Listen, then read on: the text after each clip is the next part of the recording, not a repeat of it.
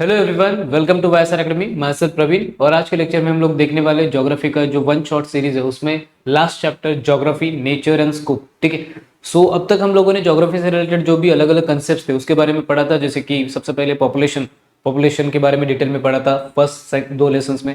उसके बाद अलग अलग तरह के कंसेप्ट पढ़े थे, जैसे कि लैंड यूज के बारे में पढ़ा था, ह्यूमन सेटलमेंट्स के बारे में पढ़ा था। उसके बाद हम लोगों ने normally primary activities, secondary activities, tertiary activities के बारे में पढ़ा था। उसके बाद रीजन एंड रीजनल डेवलपमेंट के बारे में पढ़ा था। और लास्ट में ज्योग्राफी एक सब्जेक्ट किस तरह से हमारे काम आता है डेली लाइफ में, उसके बारे में पढ़ेंगे इस लेसन में।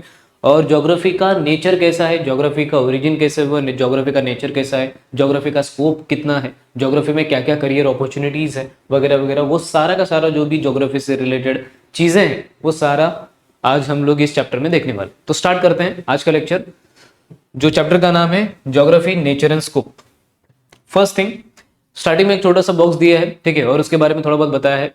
अब तक आप लोगों ने ज्योग्राफी को किस तरह से पढ़ा होगा उसके बारे में बताया है।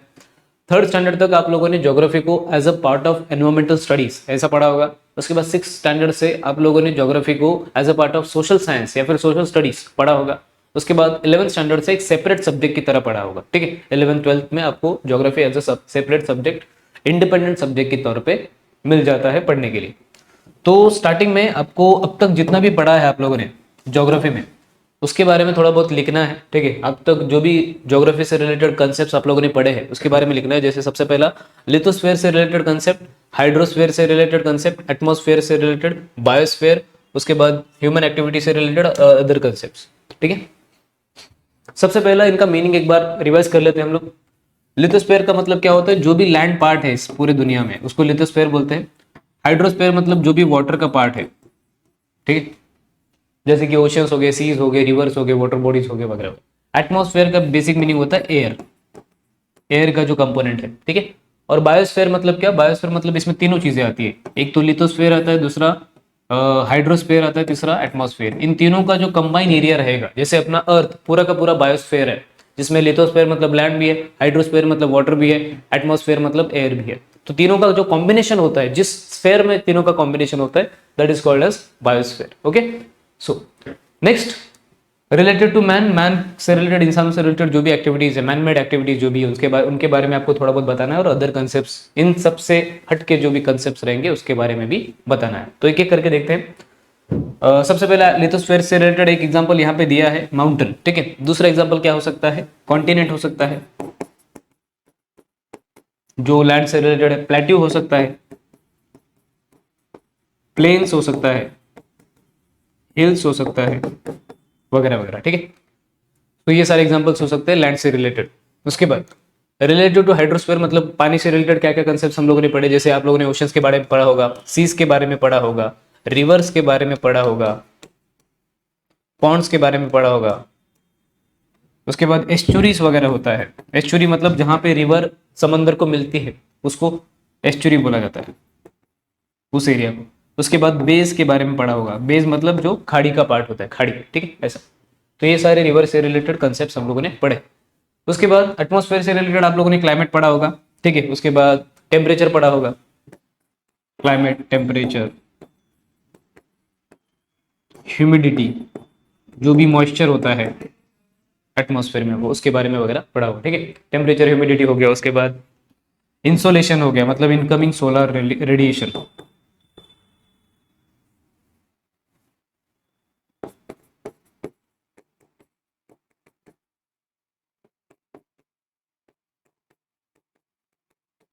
हीट, इसके बारे में वगैरह वगैरह, ऐसे बहुत सारी चीजें आप लोगों ने पढ़ी होगी। ठीक है, उसके बाद बायोस्फीयर से रिलेटेड क्या क्या चीजें हैं जो हम लोगों ने पढ़ी है पहले। बायोस्फीयर में तीनों स्फीयर कंबाइन होते हैं, जैसे कि हाइड्रोस्फीयर, एटमॉस्फेयर और लिथोस्फीयर, लैंड, एयर, वाटर। तो वेजिटेशन आ जाएगा, वाइल्ड लाइफ आ जाएगा, वाइल्ड लाइफ मतलब एनिमल्स आ जाएंगे। ठीक है, उसके बाद जो भी इंसेक्ट्स है, इंसेक्ट्स बायोस्फीयर में डेवलप होते हैं। उसके बाद वेजिटेशन का दूसरा नाम प्लांट्स, जितने भी अलग अलग टाइप के प्लांट्स होंगे वगैरह। ठीक है, ये सारी चीजें बायोस्फीयर में आ जाएंगी। नेक्स्ट, ह्यूमन एक्टिविटी से रिलेटेड कौन कौन सी चीजें हम लोगों ने पढ़ी है। एग्रीकल्चर हो गया, जो मैनमेड एक्टिविटी है, फिशिंग हो गया, इंडस्ट्रीज हो गए जो इंसानों ने क्रिएट किया है, उसके बाद माइनिंग हो गया, वगैरह वगैरह, ठीक है, इट्स इट। उसके बाद अदर कंसेप्ट आप लोगों ने मैप पढ़ा होगा, मैप्स। उसके बाद आप लोगों ने ये भी मैप्स से रिलेटेड जो कंसेप्ट है उसके बारे में पढ़ा होगा। उसके बाद अपना जो अर्थ का स्ट्रक्चर है, अर्थ का स्ट्रक्चर, सोलर सिस्टम वगैरह वगैरह, ठीक है। सो ये सारा अलग अलग कंसेप्ट है जो हम लोगों ने शॉर्ट में रिवाइज किया, ठीक है, जो हम लोगों ने बचपन से हम लोग ज्योग्राफी में पढ़ते आ रहे हैं। तो आगे बढ़ते हैं, ज्योग्राफी का ओवरव्यू लेते हैं। सबसे पहले ज्योग्राफी का मीनिंग क्या होता है, जो मैंने फर्स्ट लेक्चर में आपको बताया था, फर्स्ट जो लाइन था ज्योग्राफी के बुक का, जो फर्स्ट चैप्टर था उसका जो फर्स्ट लाइन था, उसी में ज्योग्राफी का डेफिनेशन दिया है। फिर से यहाँ पे रिपीट करते हैं, थोड़ा बहुत रिलेटेड डेफिनेशन है, उसके बाद आगे उसका नेचर वगैरह, उसका ओवरव्यू वगैरह लेते हैं और आगे नेचर स्कोप कंप्लीट करते हैं। तो सबसे पहला ज्योग्राफी का अगर ओवरव्यू लेंगे तो ज्योग्राफी एज अ डिसिप्लिन मतलब सब्जेक्ट, एज अ सब्जेक्ट कैसा है, it is study of both physical environment and human activities and their interactive relationship, ठीक है। इसका मतलब सपोज करो सिंपल, एक छोटा सा अर्थ है,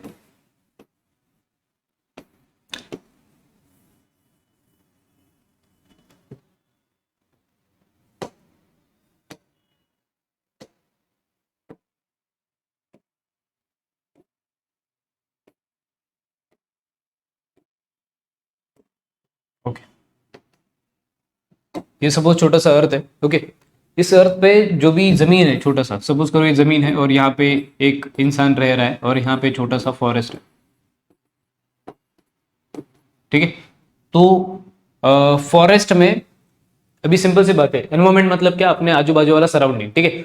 तो इस इंसान के लिए अपना आजू बाजू वाला जो सराउंडिंग है, यहाँ पे फॉरेस्ट है, ऊपर एयर है वगैरह वगैरह, और यहाँ पे बादल वगैरह है, तो ये सारा जो एनवायरमेंट रहेगा वो उसके लिए अब उसका सराउंडिंग हो जाएगा, ठीक है। सो ये जो पर्सन है वो एनवायरमेंट के साथ रिएक्ट करेगा, जैसे एयर से सांस लेगा, ठीक है। जो प्लांट्स है, प्लांट्स के साथ वो बेचारा फल वगैरह तोड़ेगा प्लांट के, या फिर फूल वगैरह तोड़ेगा। मतलब बेसिकली हम लोग प्लांट्स के साथ, अपने एनवायरमेंट के साथ, मिट्टी के साथ, एयर के साथ, वाटर के साथ इंटरेक्ट करते हैं। तो इन दोनों के बीच में जो भी इंटरेक्शन होता है ह्यूमन के बीच में और उसके एनवायरमेंट के बीच में, उसी इंटरेक्शन का स्टडी किस में होता है, ज्योग्राफी में। सिंपल सी बात है, ठीक है। आई होप आपको बेसिक क्लियर हुआ रहेगा। उसके बाद आगे बढ़ते हैं, वेरिएशंस इन अर्थ सरफेस, ठीक है। अपना पूरा जो अर्थ है उसमें बहुत सारे वेरिएशंस है, बहुत सारी चीजें डिफरेंट है, अलग अलग चीजें, अलग अलग टाइप की चीजें हैं, जैसे कि माउंटेन्स है, हिल्स है, प्लेन्स है, प्लेट्यूज है, ओशियंस है, रिवर्स है, लेक्स है, डेजर्ट्स है, और अलग अलग टाइप के बहुत सारे फिजिकल फीचर्स है जो अपने पूरे अर्थ के सरफेस का नेचर हम लोग को शो करते हैं। सिंपल, ठीक है। मतलब बहुत ज्यादा वैरायटी है स्टडी करने के लिए ज्योग्राफी के फील्ड में। उसके बाद क्लाइमेटिक पैटर्न्स देखेंगे तो दो टाइप का क्लाइमेट होता है, ग्लोबल पैटर्न होता है जो पूरी दुनिया में फेमस होता है, पूरी दुनिया के लेवल पे वो एक्ट करता है, और दूसरा लोकल क्लाइमेटिक पैटर्न्स। जैसे ग्लोबल क्लाइमेटिक पैटर्न्स मतलब पूरा का पूरा कॉन्टिनेंट कवर करेगा, या फिर पूरा का पूरा आधा हेमिस्फीयर कवर करेगा अर्थ का, ठीक है। जैसे सपोज करो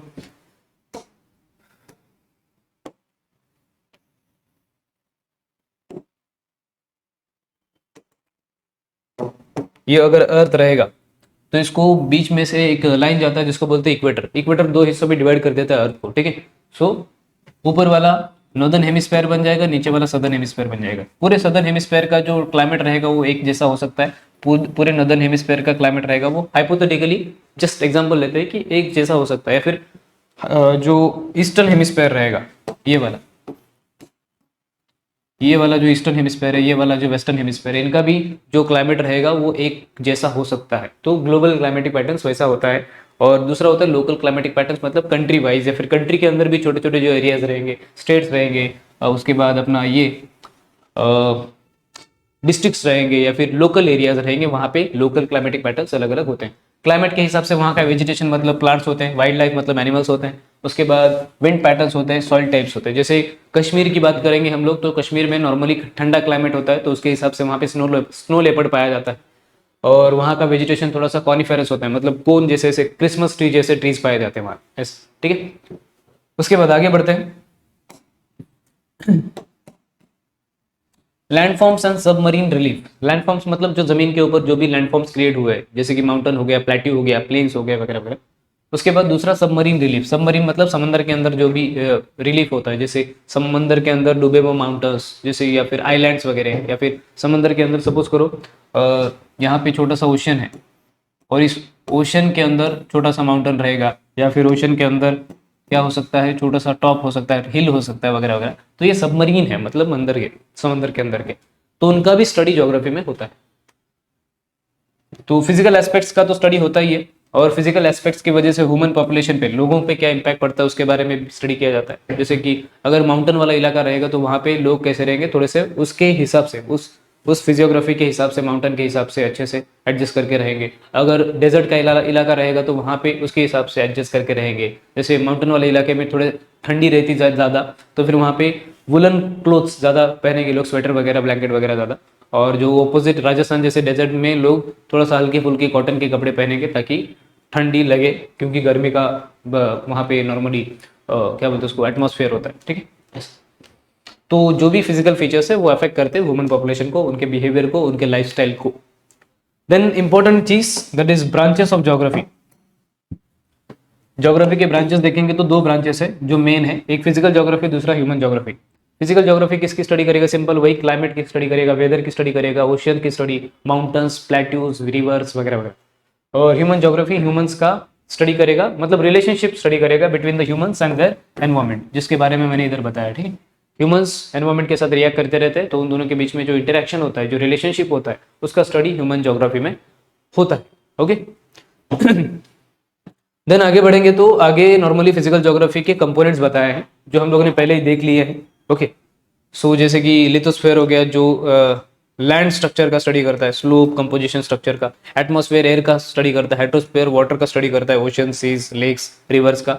बायोस्फेयर इन तीनों का कंबाइन स्ट्रक्चर होता है, एटमॉस्फेयर, लिथोस्फेयर और तीसरा जो है दैट इज हाइड्रोस्फेयर, ठीक है। इन तीनों का कंबाइन जो होता है दैट इज बायोस्फेयर। वो सारी जो चीजें हैं वो फिजिकल ज्योग्राफी के कंपोनेंट्स में आते हैं। फिजिकल ज्योग्राफी में ये सारी चीजों का स्टडी होता है, ठीक है। ओके, नेक्स्ट ह्यूमन ज्योग्राफी का फोकस। अभी हम लोगों ने देखा था फिजिकल ज्योग्राफी का फोकस, यहाँ पे फिजिकल ज्योग्राफी का। उसके बाद ह्यूमन ज्योग्राफी का फोकस कहाँ पे रहता है वो भी देख लेते हैं। सिंपल सी चीज है, ह्यूमन ज्योग्राफी में बहुत सारे सेटलमेंट्स आते हैं, ह्यूमन सेटलमेंट्स, ट्रांसपोर्टेशन सिस्टम आता है, पोर्ट्स आते हैं, मार्केट्स आते हैं, और बाकी की जो भी ह्यूमन एक्टिविटीज है, primary, secondary, tertiary economic activities, उनके बारे में भी स्टडी होता है। उसके बाद variations in social and cultural features. अभी सिंपल सी बात है, जो भी फिजिकल फैक्टर्स होते हैं उनकी वजह से वहाँ पे सोशल, सोसाइटी में, कल्चर में बहुत सारे चेंजेस आते हैं। जैसे आप लोगों ने देखा होगा जब भी हार्वेस्ट का मौसम आता है, मतलब नॉर्मली हार्वेस्ट वगैरह होता है विंटर के बाद, क्रॉप्स को काटा जाता है, उस टाइम पे बहुत सारी जगहों पे एक ही जो फेस्टिवल है वो अलग अलग जगहों पे अलग अलग तरीके से मनाया जाता है। जैसे पंजाब में लोहड़ी करके मनाया जाता है, महाराष्ट्र में मकर संक्रांति करके मनाया जाता है, कर्नाटक में उगाड़ी करके मनाया जाता है, तमिलनाडु में पोंगल करके मनाया जाता है, वगैरह वगैरह। एक ही फेस्टिवल्स को अलग अलग जगहों पे अलग अलग तरीके से मनाया जाता है, बिकॉज वहाँ का जो क्लाइमेट रहेगा, वहाँ का जो फिजिकल फीचर्स रहेगा, उसके हिसाब से वहाँ पे कल्चरल डिफरेंस, कल्चरल जो परंपरा है वो रहेगी, और उसके हिसाब से कल्चर को फॉलो करेंगे, सोसाइटी उस तरह की रहेगी। नेक्स्ट टू मेजर थीम्स, एक फिजिकल फैक्टर्स और दूसरा ह्यूमन फैक्टर्स। इन दोनों का इंटरेक्शन होता रहता है, वो हम लोगों ने देख ही लिया है पहले, ठीक है। उसके बाद इंटरेक्शन ऑफ थीम्स, इनका इंटरेक्शन किस तरह से होता है। अभी सिंपल सी बात है, इंसान क्या करेगा, डायरेक्टली पेड़ काटेगा या फिर पेड़ लगाएगा, इस तरह से पेड़ों के साथ इंटरेक्ट कर रहा है। फिशिंग करेगा तो वाटर के साथ इंटरेक्ट कर रहा है। उसके बाद अगर माइनिंग कर रहा है तो जमीन के साथ इंटरेक्ट कर रहा है, या फिर नेचर खुद भी इंटरेक्ट कर सकता है। कभी कभी सरप्राइज देने के लिए आ जाता है, जैसे अर्थक्वेक आ गया, अचानक सरप्राइज आ जाएगा, कॉल करके तो आएगा नहीं, सिंपल। साइक्लोन आ गया, सुनामी आ गया, तो ये नेचर के इंटरेक्शन के तरीके हैं। या फिर नेचर बहुत कुछ देता है हमको, ठीक है, जब भी जरूरत पड़े तब खाना, पानी वगैरह सब कुछ देता है, फ्रूट्स, फ्लावर्स, जो भी रिसोर्सेस है, नेचुरल रिसोर्सेस, सारे के सारे जो नेचुरल रिसोर्स है वो नेचर की ही देन है, सिंपल है। तो नेचर अपने हिसाब से इंटरेक्ट करता है, हम लोग अपने हिसाब से इंटरेक्ट करते हैं, दोनों का जो इंटरेक्शन होता है उसी की स्टडी ज्योग्राफी में होती है।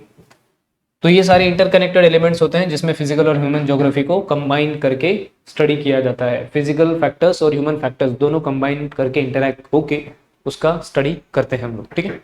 एक ही चीज को थोड़ा बहुत रिपीट किया गया है। सो आगे हम लोग जो पढ़ेंगे that is nature of human geography. Okay, nature of human geography as a discipline. तो इसमें अगर देखेंगे तो dynamic nature of the earth, सबसे पहला जो अपना की पॉइंट्स है उसमें सबसे पहला जो है अर्थ का जो नेचर है दैट इज डायनामिक, ठीक है। और डायनामिक डायनामिक का बेसिक मीनिंग होता है कि जो कंटिन्यूसली चेंज होता रहता है। अर्थ बहुत कंटिन्यूसली चेंज होता है सालों से। एकदम स्टार्टिंग में जब दुनिया बनी थी, सोलर सिस्टम बना था, तो अर्थ एक हॉट रोटेटिंग बॉडी था। फिर धीरे धीरे डेवलप होते होते होते होते फिर यहाँ पे सबसे पहले तो क्या बोलते हैं उसको, लिथोस्फेयर वगैरह बन गया। उसके बाद वॉल्केनोस फूटने लगे, उसमें से गैसेस निकलने लगी, गैसेस में से वाटर वेपर निकला। वो वाटर वेपर ऊपर जाने के बाद क्लाउड्स वगैरह बन गए। फिर क्लाउड्स बनने के बाद बहुत ज़्यादा रेनफॉल हुआ हज़ारों सालों तक। रेनफॉल की वजह से ओशियंस बने, सीज बने, रिवर्स बने। उसके बाद धीरे धीरे उस ओशियंस में एक छोटा सा प्लांट आया। प्लांट की वजह से फोटोसिंथेटिक प्लांट्स आए। उस प्लांट्स की वजह से ऑक्सीजन निकलने लगा। फिर एटमॉस्फेयर बनने लगा अलग अलग गैसेस की वजह से। फिर ऐसे लिथोस्फेयर, हाइड्रोस्फेयर, एटमॉस्फेयर वगैरह बनने लगा। बहुत बड़ी जर्नी है। फिर धीरे धीरे एनिमल्स बनने लगे अलग अलग टाइप के। फिर धीरे धीरे इवोल्यूशन होता गया, जिसके बारे में आप लोगों ने पहले पढ़ा होगा 10th स्टैंडर्ड में वगैरह, ठीक है। सो इस तरीके से अर्थ डायनामिक नेचर का है, कंस्टेंटली चेंज करता है।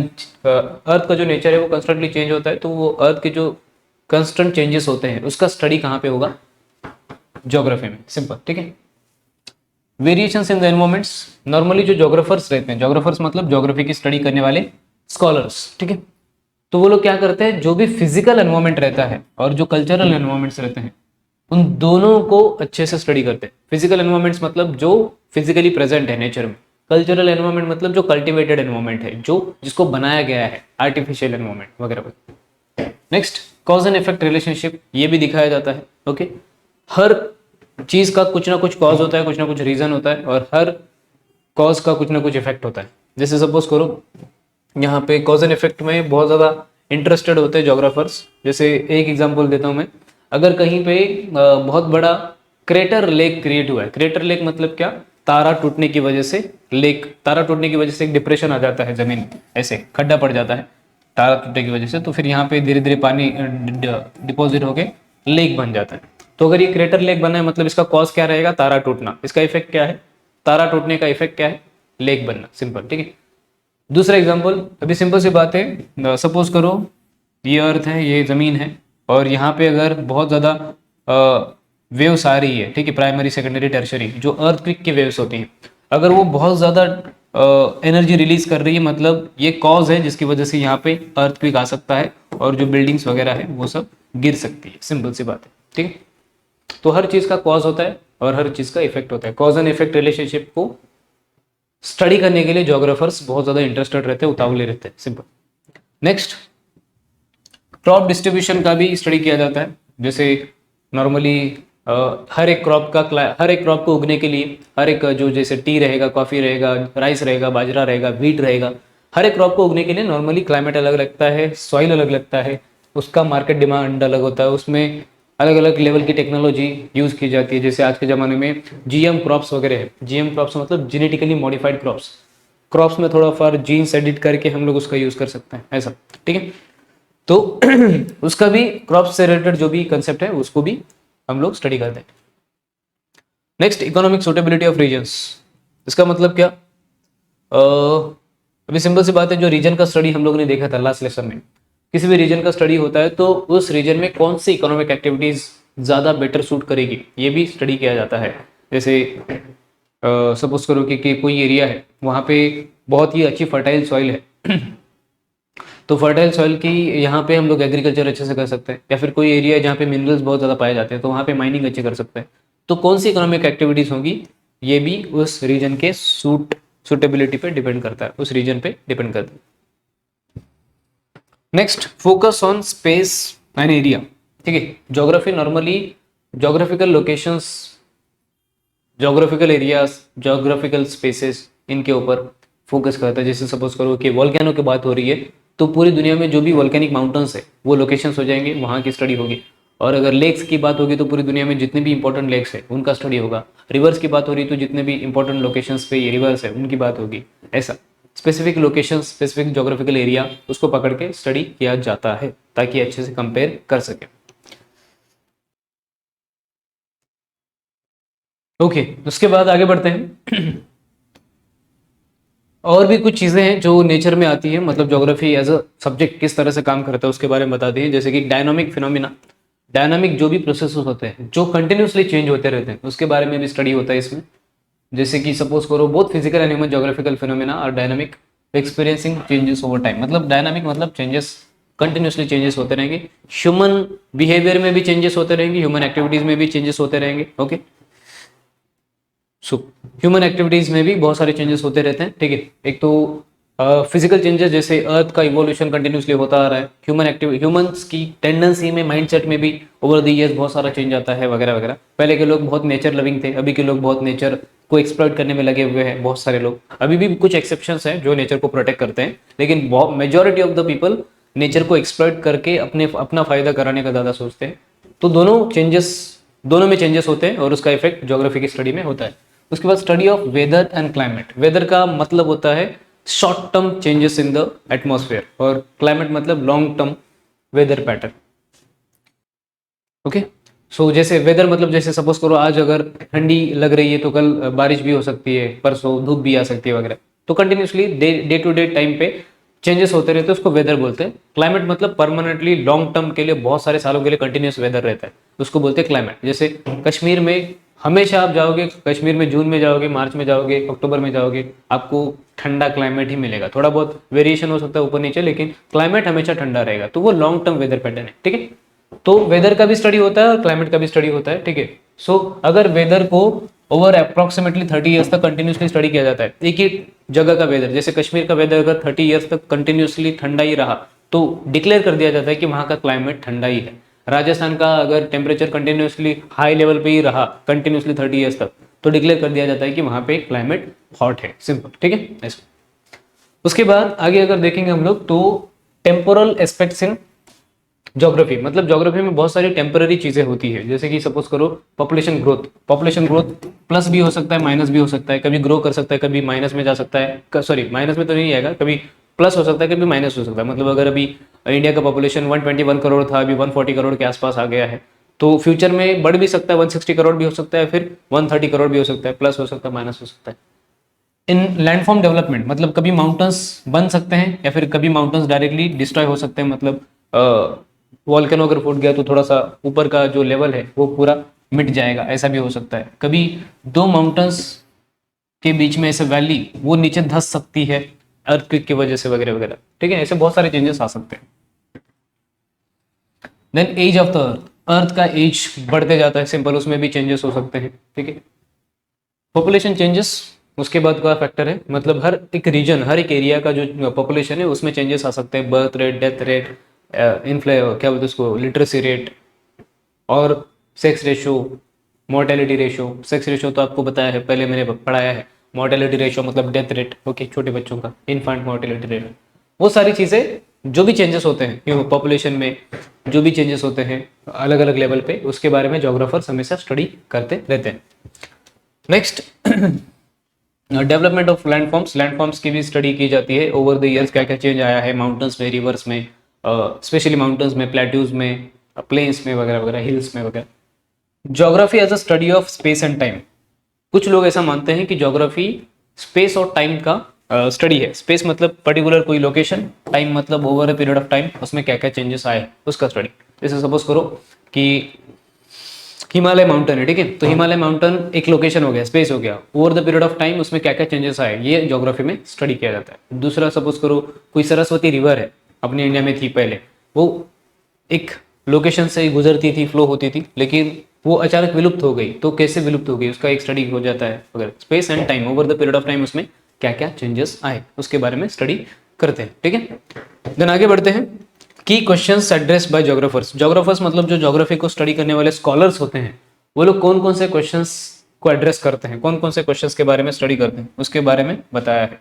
जैसे कुछ क्वेश्चंस होते हैं, जैसे वेयर मतलब जो भी घटना घटी है वो कहाँ पे घटी है। दूसरा, व्हेन कब घटी है। उसके बाद व्हाट क्या घटना है, व्हाई क्यों घटी है।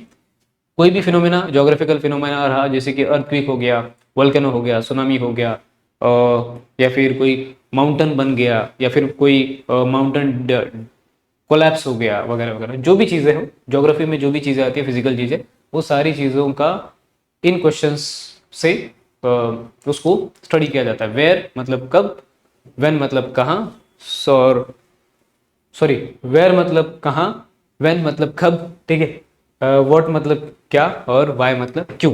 तो ये जो 4 W है, where, when, what and why, उनसे क्वेश्चंस पूछे जाते हैं और उसका जो भी आंसर आएगा उसके ऊपर रिसर्च किया जाता है। Next, empirical and practical nature. Geography का अगर नेचर थोड़ा सा ध्यान से देखा जाए तो एक एम्पिरिकल नेचर होता है। एम्पिरिकल नेचर मतलब क्या, जिसमें पुराने तरीके से, परंपरागत तरीके से उसका स्टडी किया जाता है। दूसरा प्रैक्टिकल नेचर मतलब एक्सपेरिमेंटेशन के बेसिस पे उसको स्टडी करते हैं, ठीक है। कि सपोज करो अगर एसिड रेन हो रहा है तो एसिड रेन कैसे होता है, क्यों होता है, कौन से गैसेस की वजह से होता है, गैसेस का रेन वाटर के साथ कैसे रिएक्शन होता है, उसके बाद क्या इफेक्ट होता है वगैरह वगैरह, ऐसे एक्सपेरिमेंटेशन से किया जाता है। रेनफॉल होता है तो कैसे होता है, क्यों होता है, उसके टाइप्स क्या क्या होता है, ऐसे एक्सपेरिमेंटेशन।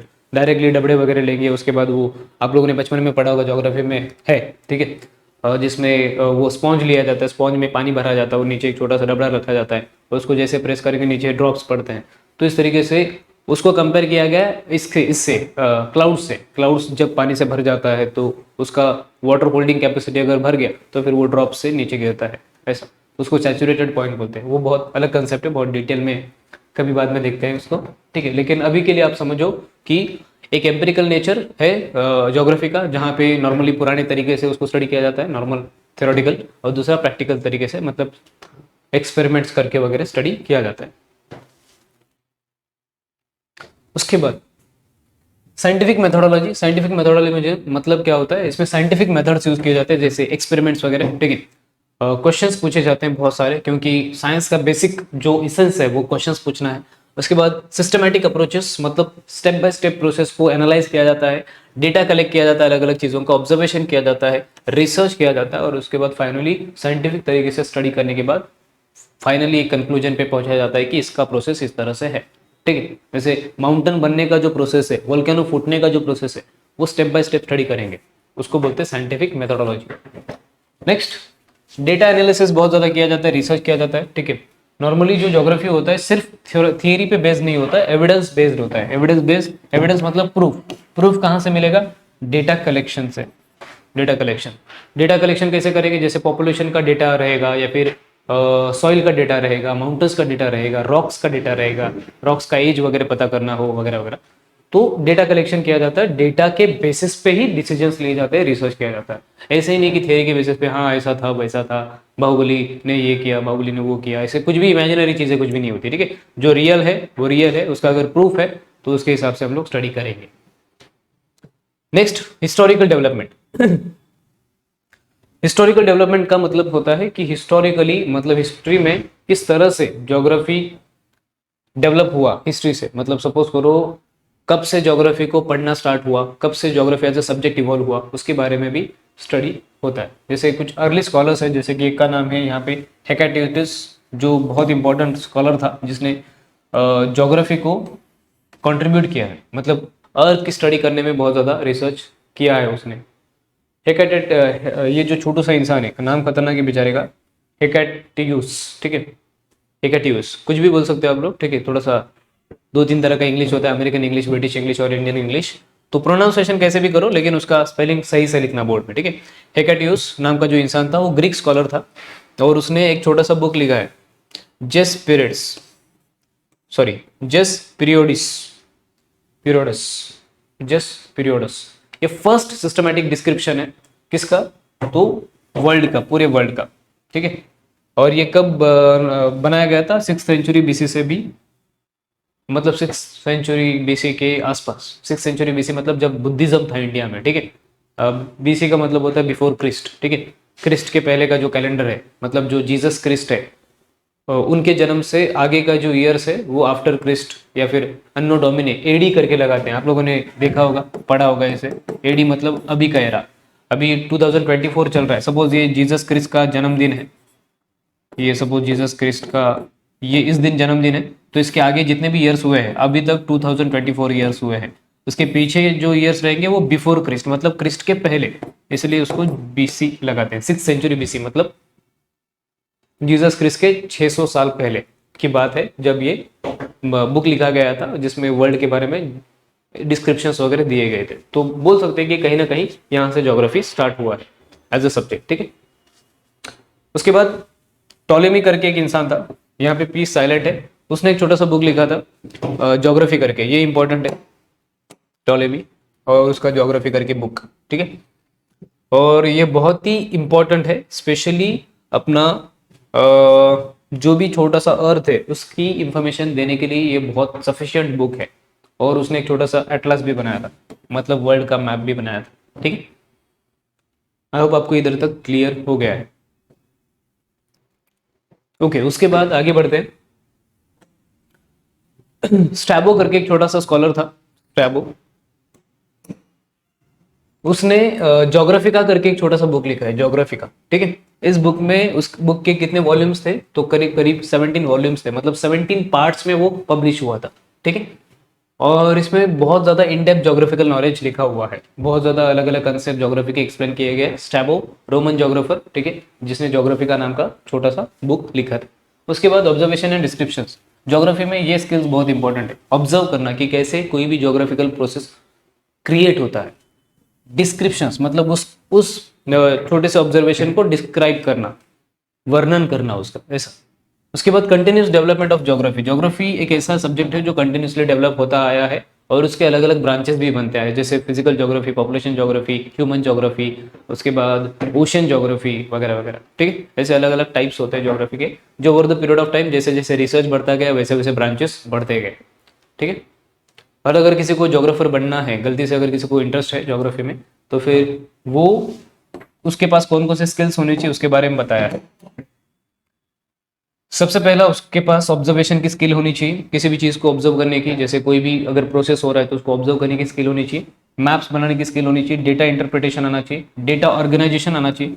इंटरप्रिटेशन मतलब डेटा को समझने आना चाहिए, ऑर्गेनाइजेशन मतलब डेटा को सीक्वेंस वाइज अरेंज करना आना चाहिए। उसके बाद data representation with the help of graphs और मैप्स, ग्राफ्स वगैरह बनाने आने चाहिए, मैप्स बनाने आने चाहिए, और लोगों को ग्राफ और मैप्स से कोई भी डेटा या फिर इंफॉर्मेशन बताने आना चाहिए, एक्सप्लेन करने आना चाहिए। Then analysis with the help of statistical techniques, statistical techniques आनी चाहिए, जैसे ग्राफ वगैरह बनाने के लिए। ठीक है, पाई डायग्राम वगैरह बनाने आना चाहिए, जिससे कि डेटा सिंपल वे में लोगों तक पहुंच सके। रिपोर्ट्स वगैरह बनाने आने चाहिए, और उसके बाद डेटा कलेक्शन। डेटा कलेक्शन कैसे करेगा, वो सर्वे से सर्वे करेगा, फोटोग्राफ्स निकालेगा, सैटेलाइट इमेजेस लेगा अगर बहुत ज़्यादा पैसा है तो, या फिर किसी लैब में काम कर रहा है तो। इस तरीके से ये सारे स्किल्स का होना ज़रूरी है। बहुत सारे वर्ड्स में आपको डेटा दिख रहा होगा, क्योंकि जोग्राफर एक स्कॉलर होता है, तो स्कॉलर हमेशा डेटा के बेसिस पे ही काम करता है। Data collection, data organisation, data interpretation, data representation वगैरह वगैरह। ठीक है, आई होप आपको इतना क्लियर है। देन आगे बढ़ते हैं। ये छोटा सा मैप है जो हेकेटियस ने बनाया था, ठीक है, जिसके बारे में हम लोगों ने पढ़ा, जिसने एक छोटा सा बुक लिखा था by the end of 6th century. उसके बाद दूसरा स्टैबो जो रोमन जोग्राफर था, उसने, जिसने जोग्राफिका करके एक बुक लिखा था। ठीक है, अभी देखा था हम लोगों ने, देखो स्टैबो जोग्राफिका बुक लिखा था, उसने ये मैप बनाया था। ठीक है, पहले का वर्ल्ड मैप। तो इस तरीके रफ मैप बनाया बेचारे ने, जैसा उसको नॉलेज था वैसा, उसके हिसाब से। Next, contrasting approaches in geography. Geography में दो कॉन्ट्रास्टिंग अप्रोचेस है, जैसे कि एक है कॉन्ट्रास्टिंग मतलब अपोजिट अप्रोचेस, एक है नेचर वर्सेस मैन, दूसरा है ड्यूअलिज्म इन ज्योग्राफी। ठीक है, नेचर वर्सेस मैन मतलब क्या होता है, यहाँ पे हमेशा नेचर वर्सेस मैन का एक लड़ाई चलता रहता है। इंसान नेचर का एक्सप्लॉयटेशन करना चाहता है, नेचर इंसान को प्रोटेक्ट करना चाहता है, फिर इंसान की बुद्धि थोड़ी सी ठीक हो जाती है और फिर नेचर को प्रोटेक्ट करने की कोशिश करता है। और नेचर अगर सीधे से दे रहा है तो नेचुरल रिसोर्सेज देता है अच्छे से, सब कुछ रिलेशन अच्छे से होता है, लेकिन कभी कभी डिजास्टर्स भी दे देता है। सो इन दोनों के बीच में जो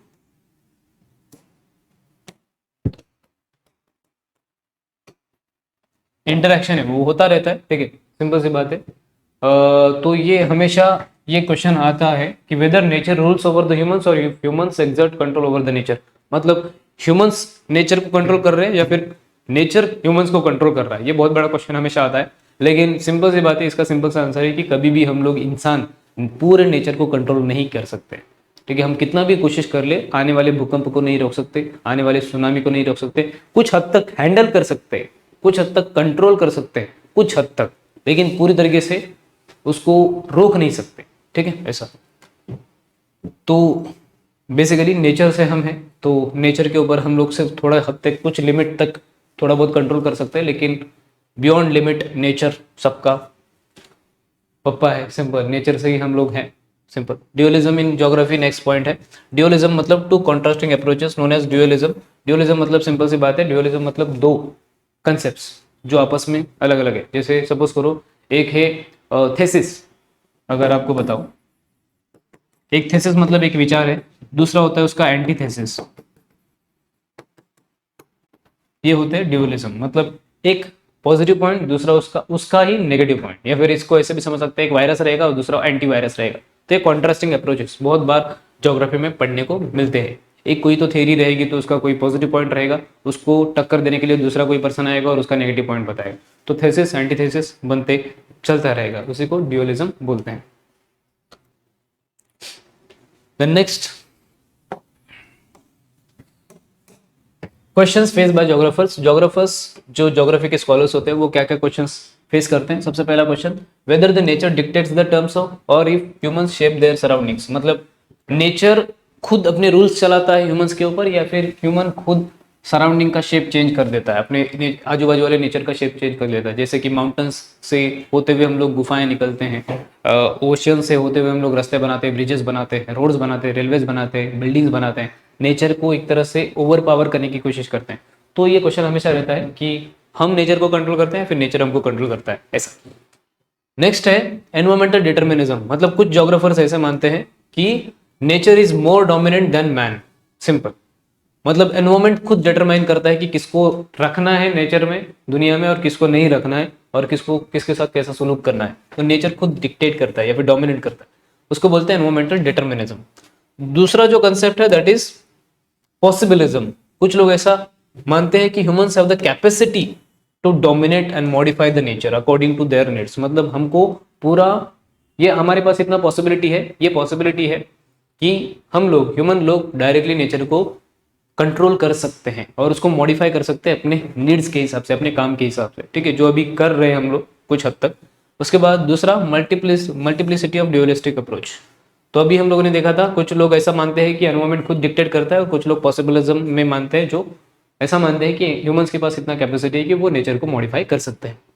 मल्टीप्लिसिटी ऑफ ड्यूअलिस्टिक अप्रोच, इसका मतलब क्या, यही कॉन्ट्रास्टिंग कि नेचर है कि ह्यूमन है, कौन किसको कंट्रोल कर रहा है, उसी को मल्टीप्लिसिटी ऑफ ड्यूअलिस्टिक अप्रोच बोलते हैं। ड्यूअलिस्टिक मतलब मैन है या फिर नेचर है, सिंपल। और इसके रिलेटेड जो भी कंसेप्ट है, जिसके रिलेटेड जो भी लोगों का बिलीफ है, ओपिनियन है, वो अलग अलग है, मल्टीपल है, ऐसे। लास्ट में dualistic nature of geography, there is a coexistence of these opposing perspectives makes geography inherently dualistic. तो सिंपल सी बात है, कुछ लोग ऐसा मानते हैं कि नेचर कंट्रोल करता है इंसान को, और कुछ लोग ऐसा मानते हैं कि इंसान मॉडिफाई कर सकता है, कंट्रोल कर सकता है नेचर को। तो ये दो अपोजिट पर्सपेक्टिव है, दो अपोजिट ओपिनियन है जो को एग्जिस्ट करते हैं आज की दुनिया में, और इसी को बोलते हैं ड्यूअलिस्टिक नेचर ऑफ ज्योग्राफी। ज्योग्राफी में कहीं ना कहीं ये भी स्टडी होता है, ड्यूअलिस्टिक अप्रोच, ठीक है। आई होप आपको इधर तक पूरा समझ में आया होगा, क्लियर हुआ रहेगा। तो हम लोगों ने जो नेचर का पार्ट है, नेचर ऑफ ज्योग्राफी, सबसे पहले ज्योग्राफी के बारे में थोड़ा बहुत देखा, उसके बाद नेचर ऑफ ज्योग्राफी, ये जो कंसेप्ट है वो कंप्लीटली हम लोगों ने कवर किया, ठीक है। ओके, सो अगला टॉपिक स्कोप ऑफ ज्योग्राफी। उससे पहले हम लोगों ने नेचर ऑफ ज्योग्राफी कंप्लीट किया है, ठीक है। सो ये टॉपिक भी कंप्लीट कर लेते हैं ताकि आपका पूरा जो चैप्टर है वो कॉम्प्रिहेंसिवली कवर हो जाएगा। तो स्कोप ऑफ ज्योग्राफी में सबसे पहली बात, इसका जो स्कोप है वो देखा जाता है कि कितने कितने वाइड सब्जेक्ट के साथ ये कन्वर्ज कर सकता है, ठीक है। मतलब कौन कौन से ऐसे सब्जेक्ट्स हैं जिसके साथ ये मैच करता है, कितने सब्जेक्ट्स में इसकी कहीं ना कहीं एक निशानी है। उसके बाद ये भी देखा जाता है कि इसमें कौन कौन सी करियर अपॉर्चुनिटीज़ है, कौन कौन से जॉब्स अवेलेबल है, कौन कौन सी चीज़ें इससे रिलेटेड हम लोग रियल लाइफ में कर सकते हैं। तो ये उसका स्कोप हो जाएगा। सबसे पहले स्टार्टिंग में आपको एक छोटा सा बॉक्स दिया है जिसमें आपको अलग अलग कंसेप्ट दिए हैं जो ज्योग्राफी में भी स्टडी होते हैं और दूसरे सब्जेक्ट्स में भी स्टडी होते हैं। तो ऐसे कौन से सब्जेक्ट्स हैं जो, या फिर ऐसे कौन से कंसेप्ट्स हैं जो दूसरे सब्जेक्ट के साथ कन्वर्ज होते हैं, मैच करते हैं, उसके बारे में हमको बताना है। सबसे स्टार्टिंग में एक छोटा सा जो कंसेप्ट दिया है that is calculations involving projections, shapes of projections. Projection वगैरह जो होता है, कैलकुलेशन जो वगैरह होती है, वो मैथ्स के सब्जेक्ट्स में होता है और ज्योग्राफी में भी होता है, स्पेशली मैप बनाते समय वगैरह स्टडी किया जाता है। सो ये कौन से सब्जेक्ट से मैच करता है, दैट इज मैथ्स, मैथमेटिक्स, ठीक है। Second, means of livelihood, agriculture, industry, trade वगैरह वगैरह। हम लोगों ने देखा था प्राइमरी इकोनॉमिक एक्टिविटीज, ओके। एक होता है प्राइमरी इकोनॉमिक एक्टिविटीज जैसे कि एग्रीकल्चर हो गया, फिशिंग हो गया, माइनिंग हो गया। सेकंड, सेकेंडरी इकोनॉमिक एक्टिविटीज जिसमें इंडस्ट्रीज वगैरह आती है, ठीक है। थर्ड टर्शियरी इकोनॉमिक एक्टिविटी, जिसमें ट्रेड, ट्रांसपोर्ट, कम्युनिकेशन वगैरह आता है। ये सारी जो सारी एक्टिविटीज़ है वो इकोनॉमिक एक्टिविटीज़ है, मतलब इनका डायरेक्ट रिलेशन इकोनॉमिक्स नाम के सब्जेक्ट के साथ, ठीक है। Next, cost of production, GDP, incomes, resources, scarcity. Cost of production मतलब किसी भी चीज को प्रोड्यूस करने के लिए जो भी कॉस्ट लगता है, इनकम जो भी होता है किसी भी चीज का वगैरह वगैरह। इनकम से रिलेटेड, मनी से रिलेटेड जो भी कंसेप्ट है वो सारे इकोनॉमिक्स नाम के सब्जेक्ट्स में स्टडी किए जाते हैं, क्योंकि इकोनॉमिक्स को साइंस ऑफ वेल्थ बोला जाता है, ठीक है। साइंस ऑफ वेल्थ मतलब संपत्ति का साइंस, सिंपल। तो इनकम से रिलेटेड जो भी चीजें होंगी वो सारी इकोनॉमिक्स में स्टडी की जाएगी। उसके बाद next, social relations and inequality. Social relations ये सोसाइटी के बारे में स्टडी करता है, और ये कौन सा सब्जेक्ट में आता है? Sociology, sociology, okay. Next, racial structure of humans. Humans के बारे में जो स्टडी करने वाला सब्जेक्ट है वो है एंथ्रोपोलॉजी, मतलब उसको ज्योग्राफी में भी स्टडी करते हैं और एंथ्रोपोलॉजी नाम के सब्जेक्ट्स में भी स्टडी किया जाता है। हम लोगों ने देखा है ज्योग्राफी का एक स्पेशल ब्रांच होता है जिसको बोलते हैं ह्यूमन ज्योग्राफी, उसमें ह्यूमंस के बारे में डिटेल में स्टडी किया जाता है। ह्यूमन का जो एनवायरमेंट के साथ रिलेशन होता है उसके बारे में स्टडी किया जाता है। और वो एंथ्रोपोलॉजी में भी जो ह्यूमंस का इवोल्यूशन है स्टार्ट टू एंड अब तक कैसे हुआ है उसके बारे में स्टडी करते हैं। Next, rocks and minerals. इनका स्टडी कौन सा सब्जेक्ट में होता है? ज्योग्राफी में तो होता ही है, प्लस जियोलॉजी करके एक छोटा सा सब्जेक्ट होता है उसमें भी इसका स्टडी होता है। उसके बाद behaviour of humans, different climates and topography. मतलब बिहेवियर नॉर्मली साइकोलॉजी में स्टडी होता है, ह्यूमंस का जो बिहेवियर है, ह्यूमंस का जो थिंकिंग पैटर्न है वगैरह वगैरह। सो इसको ह्यूमन ज्योग्राफी में भी स्टडी करते हैं, प्लस साइकोलॉजी नाम का जो सब्जेक्ट है उसमें भी डिटेल में स्टडी किया जाता है। उसके बाद electoral divisions, voting patterns, types of government. Voting, elections और गवर्नमेंट, ये सारे कंसेप्ट जो है वो पॉलिटिकल साइंस से मैच करते हैं।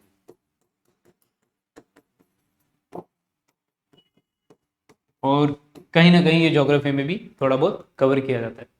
उसके बाद next, biomes, food chain, forest etcetera. ये बायोलॉजी में स्टडी करते हैं और ज्योग्राफी में भी स्टडी किया जाता है, तो biology. Next, chemical weathering, erosion, acid rain, ये फिजिकल ज्योग्राफी में कवर किया जाता है और ये अपना केमिस्ट्री से मैच करता है, ओके। उसके बाद नेक्स्ट है मीन, वेरिएंस, कोरिलेशन, रिग्रेशन, ये सारे स्टैटिस्टिक्स के कंसेप्ट्स है। और ज्योग्राफी में भी कहीं ना कहीं जो मैप बनाने के लिए वगैरह होता है या फिर ग्राफ्स बनाने के लिए, ग्राफ्स बनाने के स्पेशली इसका यूज किया जाता है, ठीक है। तो statistics. Next, past of different places, their development before attaining the present day status, okay. So different places, जैसे सपोज करो कि एक प्लेस है, जैसे ज्योग्राफिकल प्लेस का एग्जांपल अगर हम लेंगे तो बुल्ढाना में एक छोटा सा लेक है, लोनार लेक करके, जो क्रेटर लेक कहलाता है। मतलब वहाँ पे तारा टूट के गिरा था जिसकी वजह से वो लेक क्रिएट हुआ था, ठीक है। मतलब डिप्रेशन क्रिएट हुआ था, खड्डा क्रिएट हुआ था, वहाँ पे पानी जमा हो गया और वो लेक क्रिएट हो गया। सो उसका कुछ ना कुछ हिस्ट्री है, सिंपल। वो ज्योग्राफिकल प्लेस है लेकिन उसका कुछ ना कुछ हिस्ट्री है। तो कहीं ना कहीं जो पास्ट रहता है अलग अलग प्लेस का, वो पास्ट हिस्ट्री में भी स्टडी किया जाता है। History is the study of past, और ज्योग्राफी में भी उस प्लेस के बारे में बताया जाता है। सो इस तरीके से हम लोगों ने देखा कि अलग अलग कंसेप्ट जो ज्योग्राफी में पढ़ाए जाते हैं वो दूसरे सब्जेक्ट्स के साथ भी कन्वर्ज होते हैं, मैच करते हैं, ठीक है।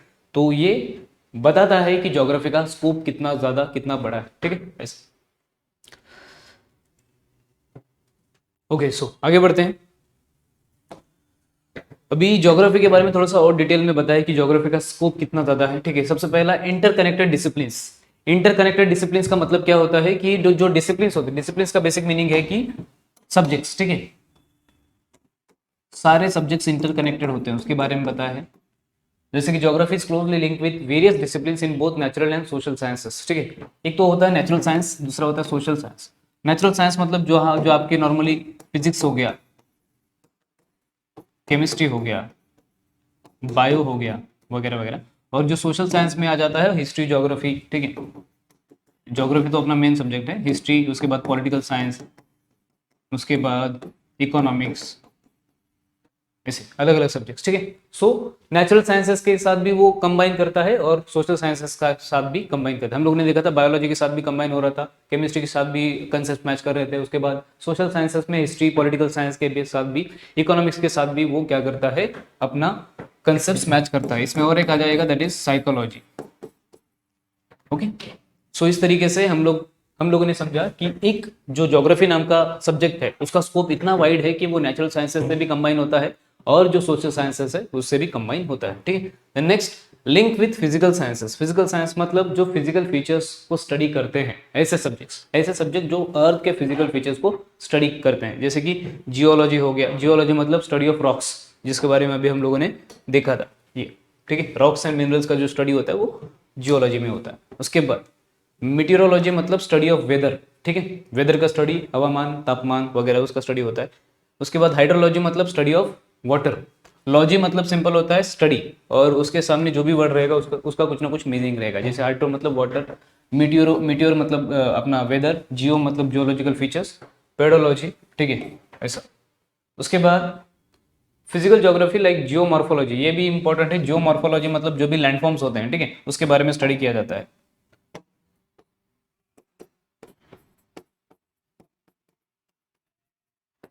लैंडफॉर्म्स का स्टडी होता है, ठीक है। उसके बाद क्लाइमेटोलॉजी, क्लाइमेट का स्टडी होता है। ओशनोग्राफी, ओशंस का स्टडी होता है। ओशन के अंदर के जो अलग अलग फीचर्स है, जैसे ओशन करंट्स होते हैं, ओशन वेव्स होते हैं। उसके बाद जो ओशन के अंदर जो मरीन रिसोर्सेस होते हैं, फिशेस होते हैं, उनके बारे में स्टडी किया जाता है ज्योग्राफी में। उसके बाद ज्योग्राफी ऑफ सॉइल, सॉइल का एक सेपरेट सब्जेक्ट होता है, ठीक है। मतलब सिर्फ सॉइल, अलग अलग टाइप की सॉइल्स होती है, जैसे कॉटन सॉइल होता है, ब्लैक सॉइल होता है, रेगुर सॉइल होता है। रेगुर और ब्लैक सॉइल एक ही होता है। कॉटन सॉइल, सॉरी, कॉटन उगाने के लिए ब्लैक सॉइल यूज करते हैं, ब्लैक सॉइल को दूसरा नाम है रेगुर सॉइल। उसके बाद एलुवियल सॉइल होता है। उसके बाद लैटरेट सॉइल होता है, माउंटेन सॉइल होता है, ड्राई सॉइल होता है, सैंड का सॉइल होता है। ऐसे अलग अलग टाइप के सॉइल होते हैं, उसका एक सेपरेट स्टडी वो ज्योग्राफी से कनेक्टेड है, ठीक है। मतलब ये फिजिकल फीचर्स, अर्थ के जो फिजिकल फीचर्स है, जैसे कि एयर हो गया, वाटर हो गया, सॉइल हो गया, उसके बाद रॉक्स हो गए, इनके इनके लिए एक सेपरेट छोटे छोटे सब्जेक्ट्स है जो इनके ऊपर टोटल फोकस करते हैं, और उनसे कौन मैच करता है, ज्योग्राफी, सिंपल, ठीक है। देन आगे बढ़ते हैं, तो आगे हमको रोल ऑफ मैथमेटिक्स भी देखने को मिलता है। मतलब कहीं ना कहीं पे मैथमेटिक्स का बहुत बड़ा रोल है पूरे के पूरे ज्योग्राफी में। जैसे कार्टोग्राफिक टेक्निक्स होते हैं। कार्टोग्राफिक टेक्निक्स मतलब क्या होता है, मैप बनाने की टेक्निक्स। हम लोगों ने देखा था कार्टोग्राफर नाम का एक छोटा सा इंसान होता है जो मैप बनाने का काम करता है, ठीक है, जो मैप ड्राइंग के लिए मेनली काम करता है। और वो टेक्निक्स पता होनी चाहिए, जैसे स्केल्स होते हैं। जैसे सपोज करो कहीं का भी मैप बनाना है, इंडिया का मैप बनाना है, तो उसमें सेंटीमीटर, मीटर, किलोमीटर वैसे कुछ यूनिट्स यूज करने पड़ते हैं डिस्टेंस शो करने के लिए, ठीक है। उसके बाद एकदम माइन्यूट डिटेल्स देखने पड़ते हैं, स्केल वगैरह बनाना पड़ता है, लीनियर स्केल वगैरह वगैरह, ग्राफिकल स्केल वगैरह वगैरह होता है। अलग अलग टाइप के स्केल्स होते हैं, उतना डिटेल में हम लोग नहीं जाते क्योंकि ये वन शॉट लेक्चर है। तो देख लेते हैं, सिर्फ एक ओवरव्यू ले लेते हैं, ठीक है। तो मैथमेटिक्स का बहुत बड़ा रोल है, स्पेशली ज्योग्राफी में, कार्टोग्राफी करने के लिए, मतलब मैप बनाने के लिए, simple. Next, statistical techniques in data analysis. Statistical techniques कौन कौन सी हो सकती है, मतलब सिंपल एक सर्वे होता है, ग्राफ्स वगैरह बनाए जाते हैं। सपोज कहीं का पॉपुलेशन इंक्रीज, पॉपुलेशन का ग्रोथ रेट दिखाना हो तो ग्राफ बना सकते हैं, पाई डायग्राम बना सकते हैं, वगैरह वगैरह। ऐसे बहुत सारी चीजें कर सकते हैं, ठीक है। तो स्टैटिस्टिकल डेटा कलेक्ट करने के लिए कुछ मेथड्स होते हैं। जैसे एक होता है एम्पिरिकल मेथड, दूसरा होता है एनालिटिकल मेथड। एम्पिरिकल मेथड मतलब जो पुराने तरीके से हम लोग डेटा कलेक्ट करते हैं वो, और दूसरा होता है एनालिटिकल, मतलब जो भी डेटा हम लोग कलेक्ट कर रहे हैं उसको एनालिसिस करें, उसके बाद उसके ऊपर हम लोग रिसर्च करें, उसके बाद उसको पब्लिश करें, ऐसा। तो कहीं ना कहीं ये जो अलग अलग सब्जेक्ट्स है, जैसे कि natural sciences, social sciences, mathematics, statistics, ये सारे कनेक्टेड है ज्योग्राफी से, ठीक है। पहले हम लोगों ने सिर्फ देखा था कि कौन कौन से कंसेप्ट कनेक्टेड हैं, अभी देख रहे हैं कि कैसे अप्लाई किया जाता है इन सारे सब्जेक्ट को ज्योग्राफी में। ओके, उसके बाद आगे भी बताया इंटरकनेक्टेडनेस जो है दूसरे सब्जेक्ट्स के साथ, ह्यूमन ज्योग्राफी का, ठीक है। मतलब ह्यूमन ज्योग्राफी के अंदर कौन कौन से दूसरे सब्जेक्ट्स कनेक्टेड है, जैसे सोशोलॉजी एक है जिसके बारे में हम लोगों ने पढ़ा था। सोशियोलॉजी मतलब स्टडी ऑफ सोसाइटी। उसके बाद political science, electoral process, government वगैरह उनका स्टडी होता है। इकोनॉमिक्स, स्टडी ऑफ इनकम वगैरह। History, study of past. और एक स्ट्रॉन्ग सब्जेक्ट है that is very important, that is demography. Demography मतलब स्टडी ऑफ पॉपुलेशन, पॉपुलेशन का स्टडी। इसके बारे में हम लोगों ने पहले के लेक्चर्स में देखा है, ठीक है, पॉपुलेशन पार्ट 1, पॉपुलेशन पार्ट 2 इसमें देखा है।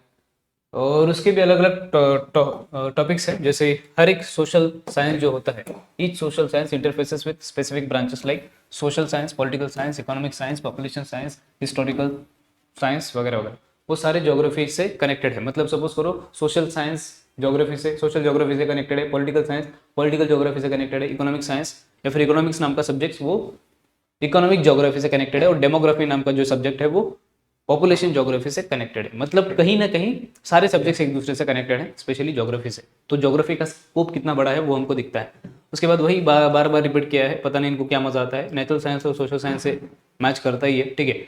सब डिसिप्लिन, मतलब एक होता है डिसिप्लिन, ठीक है, एक बड़ा सब्जेक्ट होता है, सपोज करो ये बड़ा सब्जेक्ट और इसके अंदर ये छोटा सब्जेक्ट, तो ये डिसिप्लिन हो जाएगा मेन,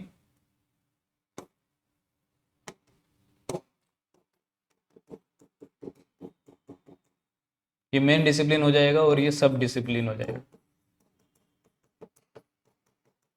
जैसे एक एग्जांपल दूं अगर मैं, तो ज्योग्राफी मेन डिसिप्लिन है और उसके अंदर ह्यूमन ज्योग्राफी एक सब डिसिप्लिन है, इकोनॉमिक ज्योग्राफी एक सब डिसिप्लिन है। दूसरा एग्जांपल बायोलॉजी मेन सब्जेक्ट है, और माइक्रोबायोलॉजी डिफरेंट सब डिसिप्लिन है। उसके बाद मॉलिक्यूलर बायोलॉजी डिफरेंट सब्जेक्ट है या फिर उसका सब डिसिप्लिन है, ठीक है।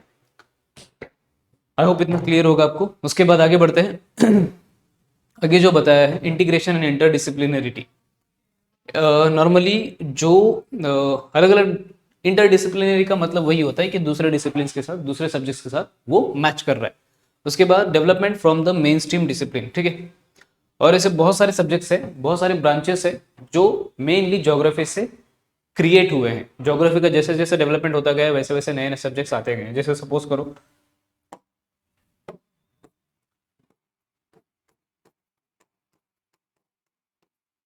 ज्योग्राफी के ऊपर जैसे जैसे रिसर्च बढ़ता गया वैसे वैसे नए सब्जेक्ट्स आते गए, जैसे कि एक इकोनॉमिक ज्योग्राफी बनता गया नया सब्जेक्ट। स्पेशली ये किसकी बात करता है, जो भी इकोनॉमिक एक्टिविटीज है प्राइमरी सेकेंडरी टर्शरी, उनके बारे में उनको ह्यूमन से रिलेटेड करके, ह्यूमन से कनेक्ट करके बताता है। सेकेंड पॉपुलेशन ज्योग्राफी, पॉपुलेशन के बारे में डिटेल डेटा देता है।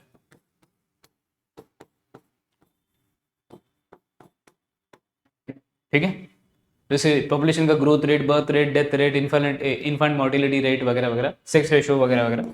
उसके बाद थर्ड है फिजिकल ज्योग्राफी,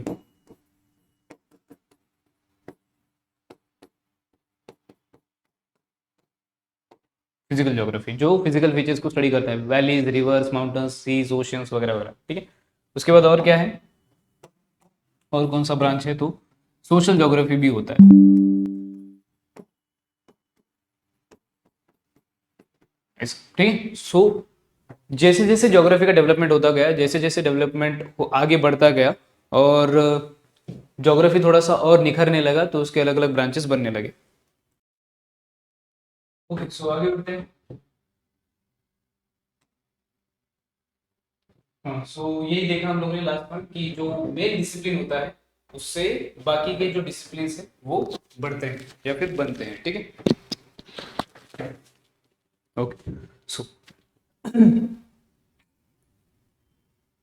आगे ज्योग्राफी दूसरे डिसिप्लिन के साथ कैसे कन्वर्ज करता है उसी के बारे में बताया है। एक ही चीज बार बार रिपीट किया है, ठीक।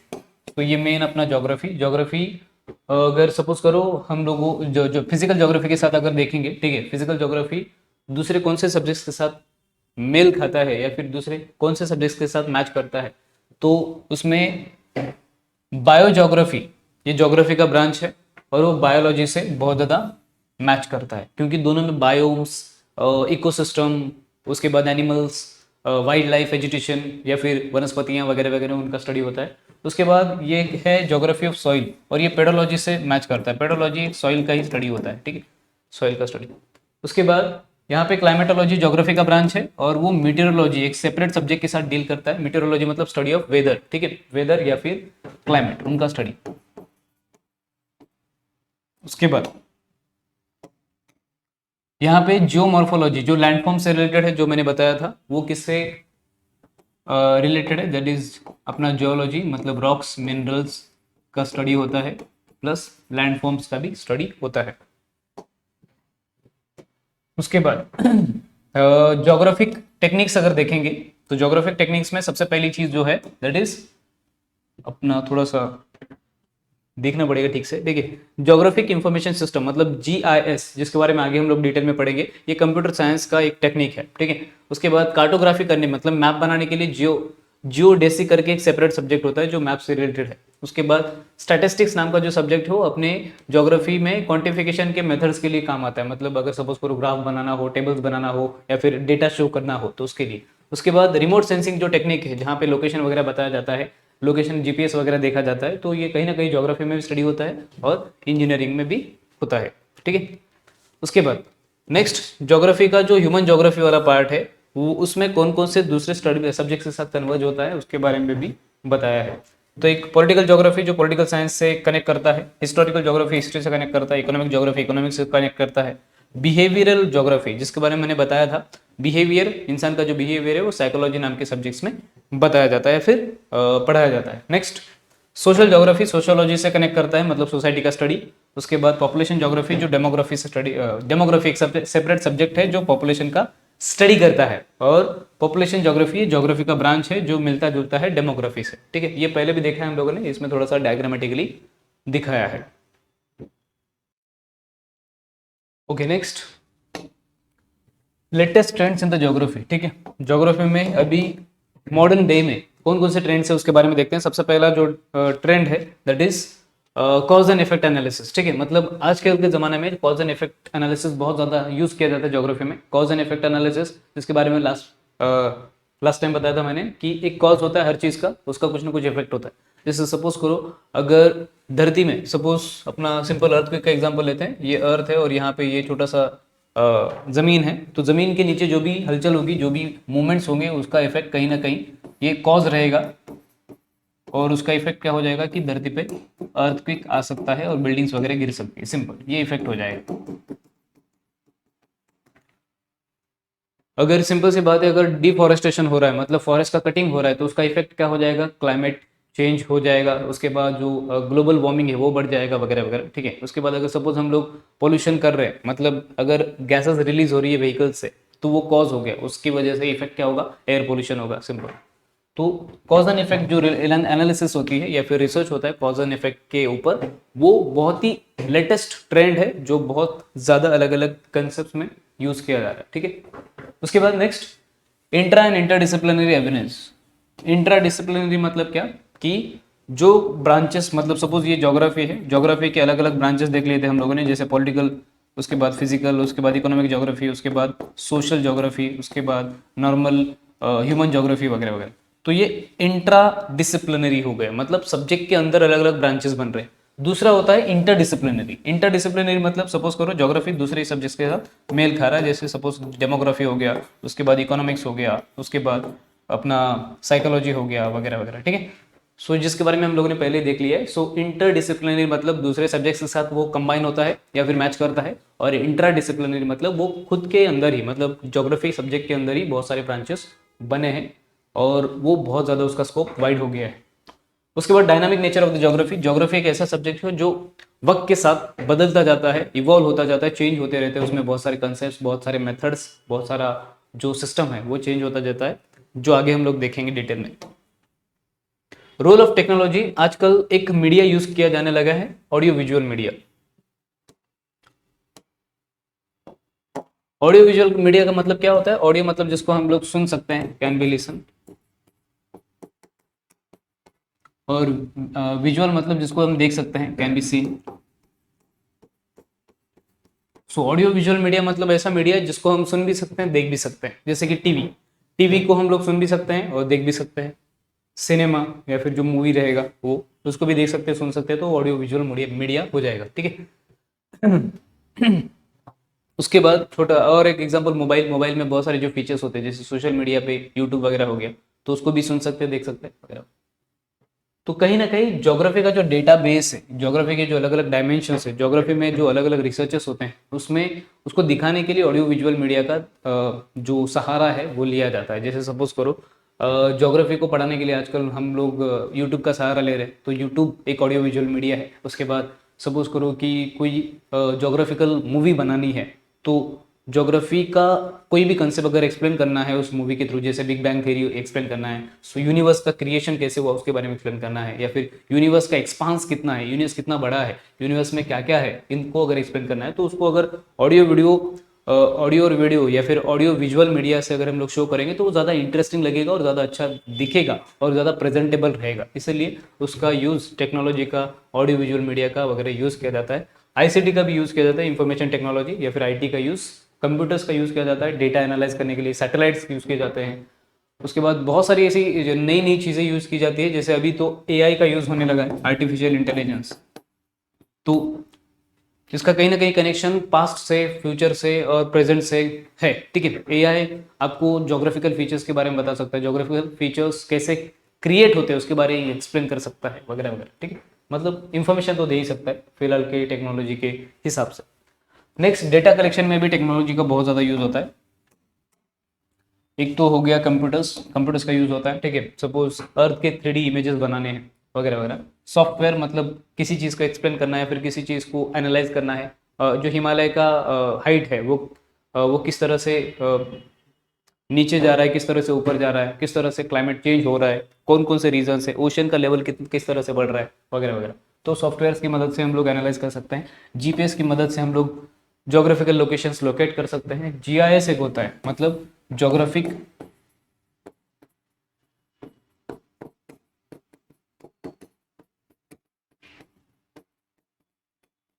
इंफॉर्मेशन सिस्टम्स, ठीक है। ज्योग्राफिक इंफॉर्मेशन सिस्टम्स मतलब जहाँ पे कंप्यूटर के अलग अलग टूल्स का यूज किया जाता है, जिससे कि हमको ज्योग्राफी को और अच्छी तरीके से प्रेजेंट करना आए या फिर डेटा कलेक्ट करने आए, ठीक है। तो इस तरीके से अलग अलग जो मेथड्स है, टेक्नोलॉजिकल मेथड्स, मॉडर्न मेथड्स, वो भी यूज किए जाते हैं डेटा कलेक्शन में और ज्योग्राफी के रिसर्च में। तो नेक्स्ट, जीआईएस इन मैपिंग, मैप करने के लिए मतलब मैप्स बनाने के लिए जीआईएस टेक्निक का यूज किया जाता है, ज्योग्राफिक इंफॉर्मेशन सिस्टम, ठीक है। तो वही कंप्यूटर टूल्स जिनका यूज़ किया जाएगा, जैसे ऐप्स का यूज़ किया जाएगा या फिर सॉफ्टवेयर का यूज़ किया जाएगा, ऐसे कोई भी टूल्स का यूज़ किया जाएगा, वेबसाइट्स का यूज़ किया जाएगा, जिससे हम लोग मैपिंग ज़्यादा आसानी से और ज़्यादा इफेक्टिव तरीके से कर सकते हैं। जैसे ये वाला जो मैप है छोटू सा, यूएस पॉपुलेशन डेंसिटी, ये यूनाइटेड स्टेट्स या फिर अमेरिका है, वहाँ पे जो 50 स्टेट्स है, 50 स्टेट्स में जो पॉपुलेशन डेंसिटी है, डेंसिटी के बारे में हम लोगों ने पहले भी पढ़ा है। तो पॉपुलेशन डेंसिटी क्या होता है? Total population upon total area, ठीक है। तो उसका जो मैप है वो यहाँ पे दिया है और ये जीआईएस की मदद से क्रिएट किया है, ठीक।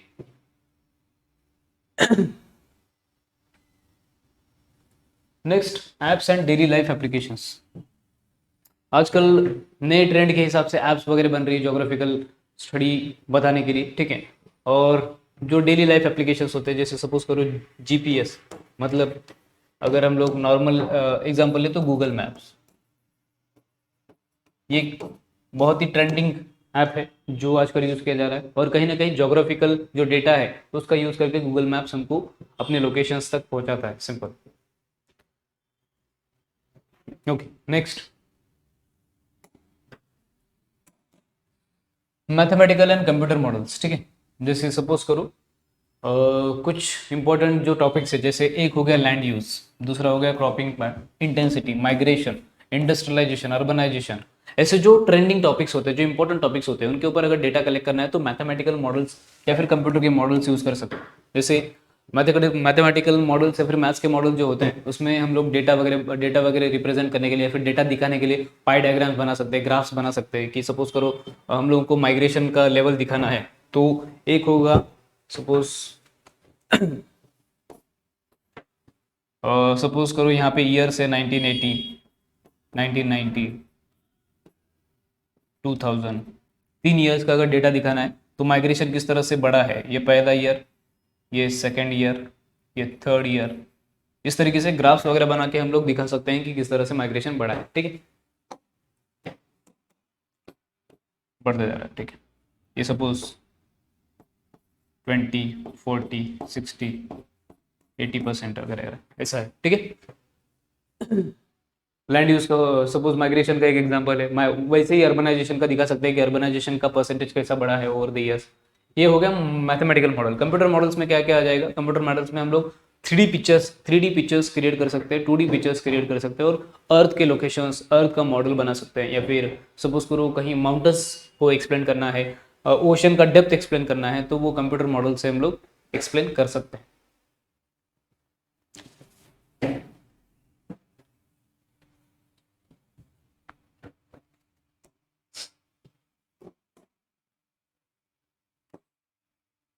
नेक्स्ट है forecasting environmental changes. Environmental changes का मतलब क्या होता है, जो भी एनवायरमेंट में चेंजेस आते हैं, जैसे कि सपोज करो माउंटेन्स, जो बर्फीले माउंटेन्स है जैसे हिमालय वगैरह है, ठीक है, वो अगर मेल्ट हो रहा है तो फिर वो एनवायरमेंटल चेंज हो जाएगा। उसकी वजह से क्या होगा, अगर माउंटेन्स मेल्ट होंगे तो माउंटेन्स मेल्ट होने की वजह से जो भी वो माउंटेन का बर्फीला हिस्सा है वो किस में कन्वर्ट होगा, रिवर्स में, और वो रिवर्स कहाँ पे जाके मिलेंगी, रिवर्स फ्लो करेंगे और जहाँ पे जाके मिलेंगी सीज और ओशंस में। फिर वो ओशंस का जो वाटर लेवल है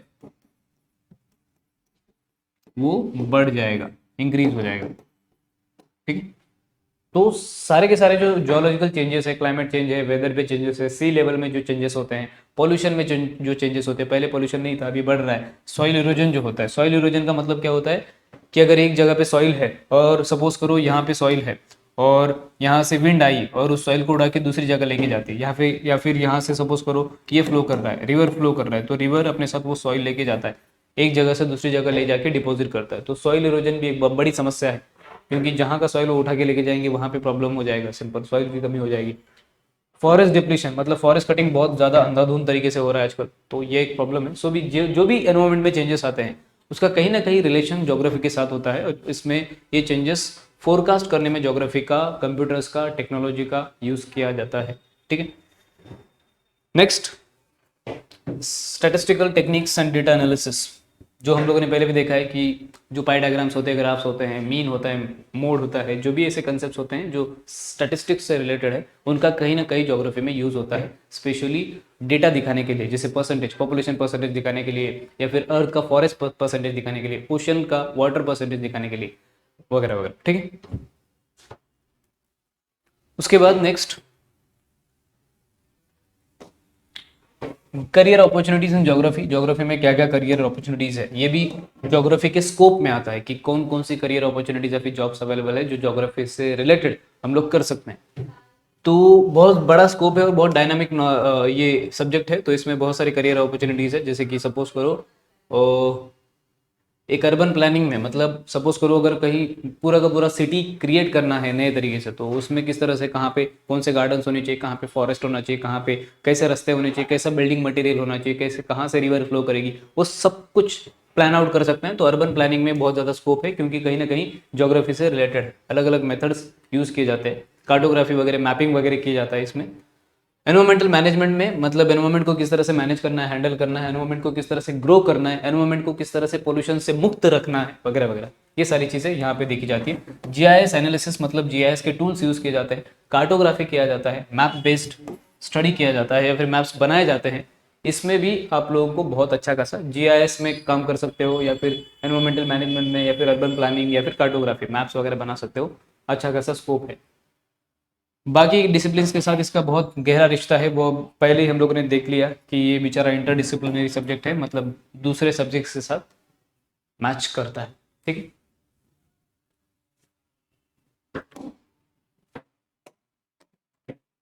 नेक्स्ट, करियर अपॉर्चुनिटीज क्या क्या है इसमें, तो डायरेक्टली नाम दिए हैं, और उसके लिए क्या स्पेशलाइजेशन करना पड़ेगा, ज्योग्राफी के कौन से ब्रांच में स्पेशलाइजेशन करना पड़ेगा उसके बारे में बताया है। तो कार्टोग्राफर बनने के लिए, मतलब मैप बनाने वाला बनने के लिए, आपको कार्टोग्राफी नाम का जो सब्जेक्ट है और जीआईएस नाम का जो टॉपिक है उसमें स्पेशलाइजेशन चाहिए।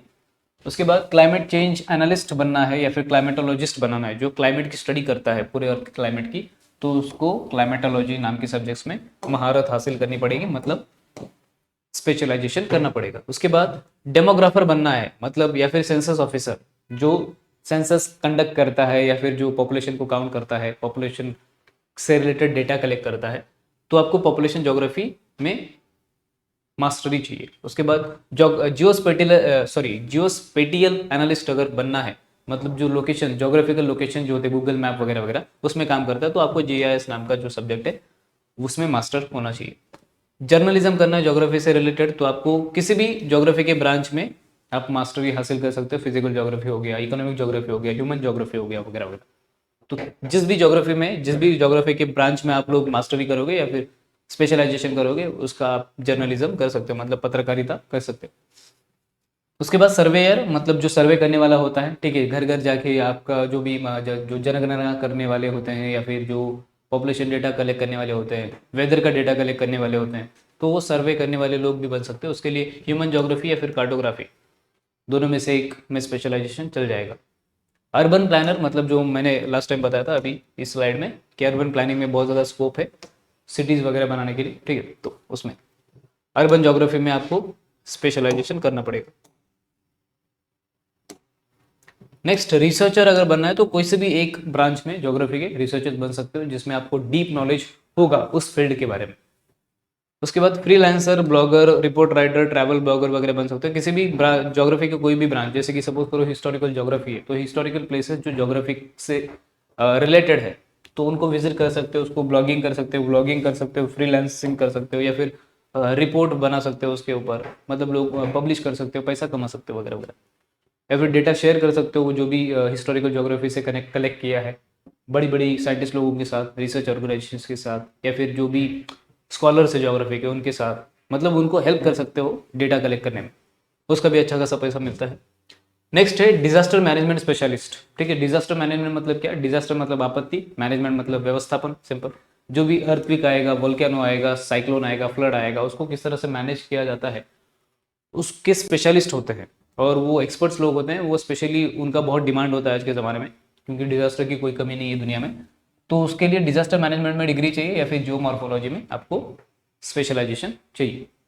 उसके बाद टूर ऑपरेटर होता है या फिर टूरिस्ट गाइड, उसके लिए आपको ह्यूमन ज्योग्राफी पता होना चाहिए, ह्यूमन ज्योग्राफी में स्पेशलाइजेशन, या फिर टूरिज्म मैनेजमेंट का भी पता होना चाहिए, और हिस्टोरिकल ज्योग्राफी, क्योंकि टूरिज्म ज़्यादातर हिस्टोरिकल प्लस ज्योग्राफिकल प्लेसेस पे होता है। उसके बाद डेटा साइंटिस्ट अगर बनना है, एनालिस्ट बनना है, या फिर सेंसस और डिफेंस में काम करना है, तो आपको स्टैटिस्टिकल ज्योग्राफी का भी नॉलेज होना चाहिए, कंप्यूटर नॉलेज होना चाहिए, आर्टिफिशियल इंटेलिजेंस आना चाहिए, मशीन लर्निंग आना चाहिए। आर्टिफिशियल इंटेलिजेंस जो एआई की दुनिया है, उसमें अच्छा खासा आपका कमांड होना चाहिए, तभी ये जो हाई लेवल के डेटा साइंटिस्ट वगैरह बनने के जो जॉब्स है वो मिल सकते हैं। मशीन लर्निंग मतलब जो मशीन, जैसे मशीन में अगर कुछ इंफॉर्मेशन फीड कर दिया तो फिर वो लर्न कर सकता है या फिर इंसान के जैसे सीख सकता है, तो मशीन लर्निंग का नॉलेज होना चाहिए। जीआईएस, ज्योग्राफिकल इंफॉर्मेशन सिस्टम, उसको भी संभालने का, उसको भी हैंडल करने का नॉलेज होना चाहिए। लास्ट में consultant, various fields like mapping, report writing, इसमें मतलब मैपिंग करने के लिए कंसल्टेंट की जरूरत पड़ती है। अगर आप नए नए कोई भी स्टार्ट कर रहे हैं तो उसको कंसल्टेंट चाहिए कि किस तरह से मैप बनाना चाहिए, तो कंसल्टेंट का जॉब भी है। रिपोर्ट राइटिंग करने के लिए भी कंसल्टेंट्स होते हैं। और तो आपको अगर कंसल्टेंट बनना है मैपिंग का, रिपोर्ट राइटिंग, तो पहले आपको उसमें स्पेशलाइजेशन करना पड़ेगा।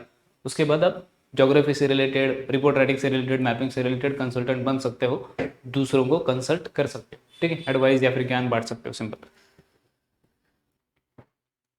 ओके, उसके बाद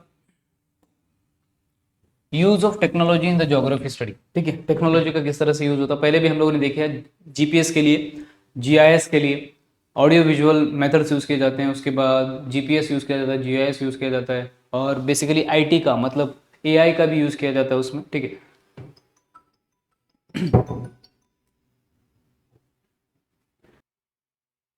okay, next, emergence of startups, ठीक है। नॉर्मली ज्योग्राफी से रिलेटेड जो भी स्टार्टअप्स है, जो भी नई नई कंपनियां हैं, उनको भी हम लोग स्टार्ट कर सकते हैं। जैसे कि सपोज करो जीपीएस बनाने वाली कंपनी, लोकेशंस का इंफॉर्मेशन देने वाली कंपनी, या फिर सपोज करो कि ज्योग्राफी से रिलेटेड कंसेप्ट एक्सप्लेन करने के लिए एक सेपरेटली छोटा मोटा ऐप बनाया गया, वगैरह वगैरह, ऐसा। Okay, so next, geography as a discipline of for evaluating and managing natural resources, मतलब ज्योग्राफी को यूज किया जाता है एज अ रिसोर्स या फिर as a discipline, as a subject for focused and evaluating and managing the natural resources. Natural resources में क्या क्या आ जाएगा? एक तो एयर हो गया, वाटर हो गया, सॉइल हो गया, मिनरल्स हो गए, रॉक्स हो गए, फॉरेस्ट हो गया, इन सबको मैनेज करने के लिए ज्योग्राफी का यूज किया जाता है, सिंपल, ठीक है। तो मैनेजमेंट के लिए मतलब सपोज करो, सिंपल सी बात है, किसी जगह का जोग्राफिकल लोकेशन पता होगा, किसी जगह का जोग्राफिकल एनवायरनमेंट पता होगा, वेदर पता होगा, क्लाइमेट पता होगा, तो ये जोग्राफी से रिलेटेड कंसेप्ट पता होंगे, तो फिर वहाँ पे रिसोर्सेज का एफिशिएंटली यूज किया जा सकता है। Next, understanding the relationship between the physical environment and human beings. ठीक है, फिजिकल एनवायरनमेंट मतलब अपने आजू बाजू वाला जो भी एनवायरनमेंट रहता है, जैसे फॉरेस्ट हो गया, अपनी बाजू में रोड्स हो गए, बिल्डिंग्स हो गए, वाटर हो गया, या फिर वाटर बॉडीज हो गई वगैरह वगैरह, उसका रिलेशन अपने साथ क्या क्या है, उसका जो स्टडी होता है वो ज्योग्राफी में होता है। और ज्योग्राफी यहाँ तक भी जाता है कि आपका मतलब ह्यूमन ज्योग्राफी में बेसिकली वही होता है, ह्यूमंस का आजू बाजू वाले जो एनवायरनमेंट है उसके साथ क्या रिलेशन है, कैसे इंटरेक्शन कर रहे हैं, उसके बारे में ज्योग्राफी में स्टडी होता है, और वो अंडरस्टैंड करने में ज़्यादा ईजी होता है। उसके बाद physical environment as resource provider for human economic and cultural development. Physical environment में क्या क्या आता है, rivers, valleys, mountains, plateaus, plains वगैरह वगैरह, उन वो लोग क्या क्या कंट्रीब्यूट कर रहे हैं ह्यूमन इकोनॉमी में, मतलब ह्यूमंस के लिए, जो ह्यूमंस यूज करके अपना फायदा करा सकते हैं, इकोनॉमिक फायदा, और जो कल्चरल डेवलपमेंट है वो भी कर सकते हैं। ठीक है, next, accelerated pace of resource utilisation through modern technology. Modern technology मतलब वही हम लोग कंप्यूटर्स का वगैरह यूज कर सकते हैं, नई टेक्नोलॉजी का यूज कर, मशीन्स का यूज कर सकते हैं, जिससे कि हम लोग नेचुरल रिसोर्सेज को, जो ज्योग्राफी के रिसोर्सेज है, वाटर, एयर, फॉरेस्ट वगैरह वगैरह, मिनरल रिसोर्सेज वगैरह, उसको अच्छे से मैनेज कर सकते हैं या फिर उसका प्रोग्रेस बढ़ा सकते हैं। Last, creation of ecological imbalance world wide. ठीक है, सो नॉर्मली प्रॉब्लम ये हुआ है कि हम लोग रिसोर्सेज का इतना ज़्यादा यूज कर रहे हैं कि उसकी वजह से इम्बैलेंस क्रिएट हुआ है इकोलॉजी में। इकोलॉजी मतलब क्या, एनवायरनमेंट में। ठीक है, जो सिंपल एनवायरनमेंट मतलब बेसिक समझने के लिए समझ सकते हैं कि इकोलॉजी इज एनवायरनमेंट। वैसे इकोलॉजी का डेफिनेशन थोड़ा सा अलग होता है। इकोलॉजी मतलब study of humans, study of organisms and study of relationship between the organisms and their environment, ऐसा उसका मीनिंग होता है। मतलब किस तरह से ह्यूमंस या फिर दुनिया भर के जितने भी लिविंग थिंग्स है वो अपने आजू बाजू वाले एनवायरनमेंट से किस तरह से इंटरैक्ट कर रहे हैं, उसका जो स्टडी होता है वो इकोलॉजी में होता है, और वहाँ पे ज़्यादा फोकस किया जाता है एनवायरनमेंट पे। इसीलिए इकोलॉजिकल इम्बैलेंस नहीं होना चाहिए अपने किसी भी एक्टिविटी की वजह से, अपने कार्य की वजह से अगर एनवायरनमेंट में थोड़ा सा डैमेज आता है तो वो प्रॉब्लमेटिक होता है। ओके, ऐसा। Next, sustainable development goals by United Nations related to geography. मतलब ये भी कुछ इंपॉर्टेंट चीज़ दी है, जो कहीं ना कहीं जो ज्योग्राफी है वो बहुत ज़्यादा वाइड है उसका स्कोप, उसके बारे में बताया। एसडीजी मतलब सस्टेनेबल डेवलपमेंट गोल्स, ये टोटल 30 गोल्स है जो यूनाइटेड नेशंस ने पब्लिश किया था। कभी किया था, तो 2015 में, और ये कब तक अचीव करना है, 2030 तक। ठीक है, सो ये एसडीजी में कुछ ऐसे एसडीजीज है, मतलब सस्टेनेबल डेवलपमेंट गोल्स है जो ज्योग्राफी से रिलेटेड है। ठीक है, जैसे वाटर को कंजर्व करना, उसके बाद रिसोर्सेज को कंजर्व करना, एनर्जी को कंजर्व करना, ये सारे कुछ एसडीजीज है जो ज्योग्राफी से रिलेटेड है, मतलब यहाँ तक उसका स्कोप फैला हुआ है। उसके बाद better understanding of geography for sustainable development and avoiding the clashes between man and nature. ये मैन वर्सेस नेचर का जो खेल है वो सबसे पहले एंड करना चाहिए। हम लोगों ने पहले भी देखा था कि एक होता है एनवायरमेंटल डिटर्मिनिज्म, मतलब नेचर ह्यूमंस को डिक्टेट करता है, वो एक थिंकिंग था, थिंकिंग पैटर्न है लोगों का। Second, man controls the nature, man can modify the nature, ये जो पॉसिबिलिज्म है वो एक कंसेप्ट था। तो उन दोनों के बीच में जो भी लड़ाई चल रही है, man versus nature, nature, man and nature, इनके बीच में, तो उसको अच्छे से समझने के लिए ज्योग्राफी एक इंपॉर्टेंट रोल प्ले करता है। ठीक है, उन दोनों का रिश्ता क्या है, ह्यूमंस का और नेचर का, उसको एक्सप्लेन करने के लिए, क्योंकि ह्यूमन नेचर के ऊपर पूरी तरह से डिपेंडेंट होता है, और नेचर विदाउट ह्यूमंस अच्छा खासा रेगुलेट हो सकता है। तो ह्यूमंस को डिक्टेट नहीं करना चाहिए नेचर पे, क्योंकि नेचर से ही हम लोग हैं, इसलिए नेचर की रिस्पेक्ट करनी चाहिए, और जो भी प्रिवेलिंग कॉन्फ्लिक्ट्स है ह्यूमंस और नेचर के बीच में वो खत्म करनी चाहिए। ठीक है, नेक्स्ट, एम्प्लॉयमेंट न्यूज़ करके एक छोटा सा डबड़ा दिया है या फिर बॉक्स दिया है, उसमें आपको बताया है कि कौन कौन से ऐसे पोस्ट्स हैं जो अलग अलग जो कमीशन है, जैसे कि यूपीएससी करके कमीशन है, उसमें यूनियन पब्लिक सर्विस कमीशन, जिसमें क्लास 1 ऑफिसर का नोटिस है, जो स्पेशली डेप्यूटी डायरेक्टर जनरल के लिए है। मतलब अगर आप मैपिंग में कार्टोग्राफी वगैरह करते हो तो मैप का डिप्टी डायरेक्टर या फिर डायरेक्टर भी बन सकते हो, जो यूपीएससी के थ्रू नोटिस इशू किया जाता है या फिर वैकेंसी निकाली जाती है। ठीक है, उसके बाद और बहुत सारे ऐसे हैं, जैसे असिस्टेंट प्रोफेसर का पोस्ट होता है जो अलग अलग ज्योग्राफी से रिलेटेड सब्जेक्ट्स पढ़ाने के लिए। उसके बाद अर्बन प्लानर का जो नोटिफिकेशन है। उसके बाद ये देखो यूपीएससी इंजीनियरिंग सर्विसेज में अगर ये इंजीनियरिंग सर्विस क्रैक कर दिया तो फिर आपको एज अ वो जो कार्टोग्राफी होता है या फिर जो स्टैटिस्टिकल मेथड्स होते हैं ज्योग्राफी में, उसमें उसको मैनेज करने के लिए कास्ट किया जाता है वगैरह वगैरह। ठीक है, सो इस तरीके से अलग अलग नोटिस दिए, या फिर बोल सकते हैं कि ये रिक्रूटमेंट नोटिस है, नोटिफिकेशन है, जो गवर्नमेंट की तरफ से, गवर्नमेंट के अलग अलग बॉडीज की तरफ से निकाले जाते हैं अलग अलग ज्योग्राफी से रिलेटेड जो भी पोस्ट है उसको भरने के लिए। ठीक है, तो अगर आप किसी भी सब्जेक्ट में, जो हम लोग ने लास्ट टाइम देखा था एक छोटा सा बॉक्स में, ये अगर स्पेशलाइजेशन किसी भी फील्ड में करते हो तो उसके अकॉर्डिंग आपको जॉब मिल सकता है, जो government time to time vacancy उसकी निकालता है। ठीक है, आई होप आपको इतना क्लियर हुआ है। सो नेक्स्ट क्लास में अपना ये छोटू सा मैप है, वर्ल्ड मैप देख लेना, अच्छा खासा है। ठीक है, सिंपल सा।